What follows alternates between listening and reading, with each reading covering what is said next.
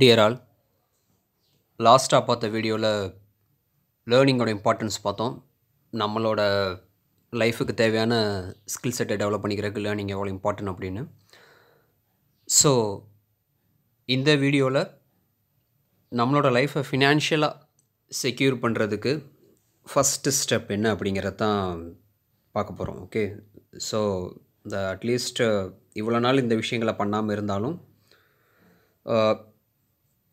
From now onwards இந்த விஷயத்தை கொஞ்சம் நம்ம எக்ஸிக்யூட் பண்ணோம் அப்படின்னா ஃபினான்ஷியலாக நம்மளை செக்யூர் பண்ணிக்கலாம். ஓகே, ஸோ ஃபினான்ஷியலான க்ரைசிஸ்லேருந்து நம்மளை கொஞ்சம் சேஃபாக வச்சுக்கிறதுக்கு யூஸ் ஆகும். Emergency fund. ஓகே, ஆக்சுவலாக எமர்ஜென்சி ஃபண்ட் அப்படிங்கிறது சேவிங்ஸ்லேருந்து கம்ப்ளீட்டாக டிஃப்ரெண்ட்டான ஒரு விஷயம். ஓகே, இப்போ most of the people salaried பீப்புளாக தான் இருக்கும். மந்த்லி சேலரி வாங்குகிறோம், தென் எக்ஸ்பென்சஸ் என்னங்கிற பார்க்குறோம், அதில் ஏதாவது ரிமைனிங் பேலன்ஸ் இருந்தது அப்படின்னா சேவ் பண்ணுறோம். பட் ஆக்சுவலாக அது தப்பு. எப்போவுமே சேல்ரி வருது அப்படின்னா சர்டைன் பர்சன்டேஜை சேவிங்ஸுக்குன்னு ஃபஸ்ட்டு எடுத்து வச்சிடணும். ஓகே, உங்களோட சேல்ரியில் ஃபஸ்ட்டு நீங்கள் எடுத்து வைக்கிற உங்களோட ஃபஸ்ட்டு செலவே சேவிங்ஸாக தான் எப்போவும் இருக்கணும். தென் அது போக ரிமைனிங் இருக்கிறது தான் உங்களோட எக்ஸ்பென்சஸ்க்கு நீங்கள் எடுத்து வைக்கணும். இதுதான் வெல்த்தை க்ரியேட் பண்ணுறதுக்கு உண்டான ஒரு பேசிக்கான ரூல். ஓகே, இந்த வீடியோவில் நம்ம சேவிங்ஸ் பற்றி பார்க்க போகிறதில்ல, அதை நெக்ஸ்ட் வர வீடியோவில் பார்த்துக்கலாம். இதில் நம்ம பார்க்க போகிறது creation of emergency fund. Okay,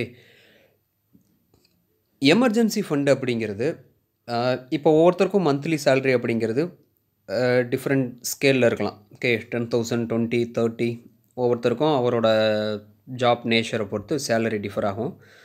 அவங்கவுங்களோட standard of living and life ஸ்டைலும் பார்த்திங்க அப்படின்னா அவங்கவுங்க சேலரியை பேஸாக வச்சு தான் இருக்கும். ஸோ எமர்ஜென்சி ஃபண்டு அப்படிங்கிறது நீங்கள் எவ்வளோ சேல்ரி வாங்குறீங்களோ அதில் 3 மந்த் சேலரி அமௌண்ட் எப்போவுமே உங்களோட அக்கௌண்ட்டில் லிக்யூட் கேஷாக இருக்கணும். ஓகே, அந்த அமௌண்ட் எடுத்துகிட்டு போய் நான் எதுலேயும் இன்வெஸ்ட் பண்ண சொல்லலை.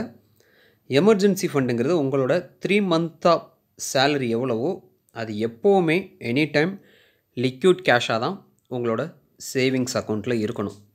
ஏன் இந்த ஃபண்டை எமர்ஜென்சி ஃபண்டு அப்படின்னு சொல்கிறேன் அப்படின்னா, இப்போ எமர்ஜென்சி ஃபண்டுன்னு ஒன்று க்ரியேட் பண்ணாமல் இருக்கிற சேலரியில் எக்ஸ்பென்சஸ் பார்க்குறீங்க, ரிமைனிங் இருக்கிறத இன்வெஸ்ட்மெண்ட் மட்டும் பண்ணிக்கிட்டே வரீங்கன்னு வச்சுக்கோங்க. ஏதாவது எமர்ஜென்சி ஒரு எக்ஸ்பென்சஸ் வருது அப்படின்னா நீங்கள் அந்த இன்வெஸ்ட்மெண்ட்லேருந்து தான் எடுக்கிற மாதிரி இருக்கும். ஸோ இன்வெஸ்ட்மெண்ட்லேருந்து நீங்கள் அமௌண்ட்டை எடுக்க ஆரம்பிச்சிட்டிங்க அப்படின்னா உங்களோட வெல்த் க்ரியேஷன் அப்படிங்கிற ப்ராசஸ் கம்ப்ளீட்டாக ஸ்டாப் ஆயிரும். எப்போவுமே இன்வெஸ்ட்மெண்ட் அப்படிங்கிறது ஒரு லாங் டேர்ம் ப்ராசஸ்க்கு இருக்கணும். ஷார்ட் டேர்முக்காக நீங்கள் ஏதாவது தனியாக சேவ் பண்ணி வைக்கிறீங்க அப்படின்னா அது அந்த பர்பஸ்க்காக எடுக்கிற மாதிரி தான் இருக்கணும்.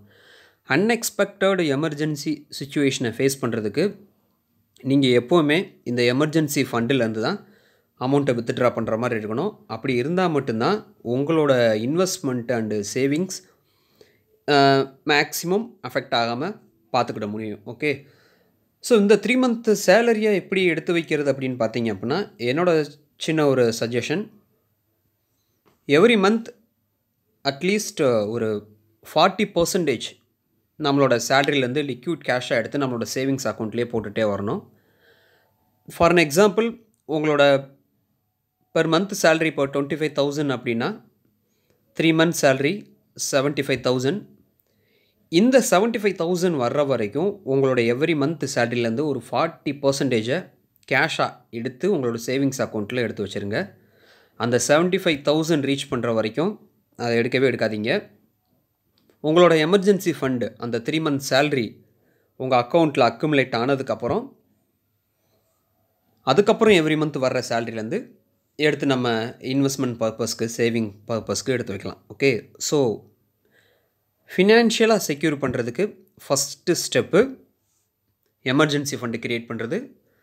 உங்களோட சேலரியிலேருந்து 40% லிக்யூட் கேஷாக எடுத்து வைங்க. எது வரைக்கும் அப்படின்னா உங்களோட 3 மந்த் சேலரி அக்யூமுலேட் ஆகிற வரைக்கும். இது உங்கள் சேவிங்ஸ் அக்கௌண்ட்லேயே இருக்கட்டும். அப்போனா தான் உங்களோட இன்வெஸ்ட்மெண்ட்டுக்கு எந்த ஒரு